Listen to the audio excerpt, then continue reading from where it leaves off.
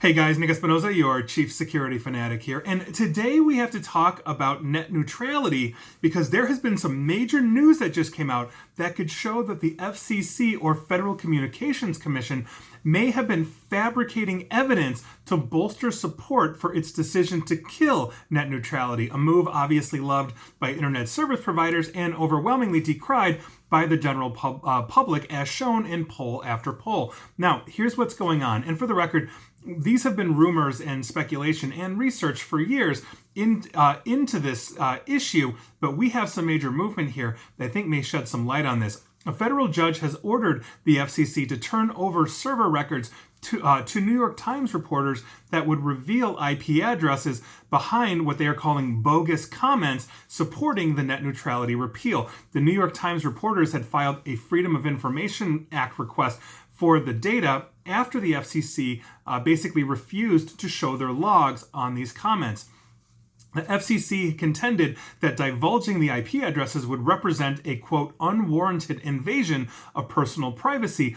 But federal judge Lorna Schofield said the agency didn't really explain how anyone would be hurt by transferring this data to the New York Times. The judge argued that the benefits clearly outweighed the drawbacks, as fake comments threaten the very nature of the public input system. And to quote Judge Schofield, the notice and comment process has failed if there are more fraudulent comments than real ones, which is the speculation behind the New York Times reporters. Now, in theory, these logs will show both the extent of fake commenting and help trace it back to possible groups that may have been involved. Now, while this is speculation, investigations in the past by Pew Research and others have suggested that over half of the comments are fake, and some of the comments appear linked to dark money groups determined to skew the political discussion. Now, what they're talking about here is the notice and comment process. When the FCC said they're going to kill or repeal net neutrality,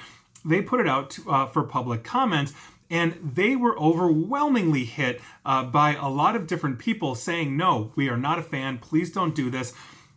There were a lot of organizations that were urging their followers to go and talk to the FCC in the notice and comment process here. Most notably, John Oliver of the HBO, the comedian that has that weekly news show on HBO, basically told his followers to go and do this. And by virtue of that, if you are looking at this, the FCC had come out and said, well, a lot of these pro net neutrality comments are fake, but apparently on the other side of this, it looks like it may be fake too. And by virtue of this, the process may have broken down. Now, if we are looking at this, and if the United States government, typically the government of the people, by the people, and for the people, has the people's best interest in mind, if overwhelmingly the polls are saying, please do not kill net neutrality, we want net neutrality, then it would seem to me to make sense that the FCC would want to keep net neutrality, yet here we are. And so we'll see where this goes, but by virtue of this, a federal judge has now ordered the FCC to turn over these findings to the New York Times reporters, and now research can begin, and we may actually see that the support for repealing net neutrality might have been fake all along.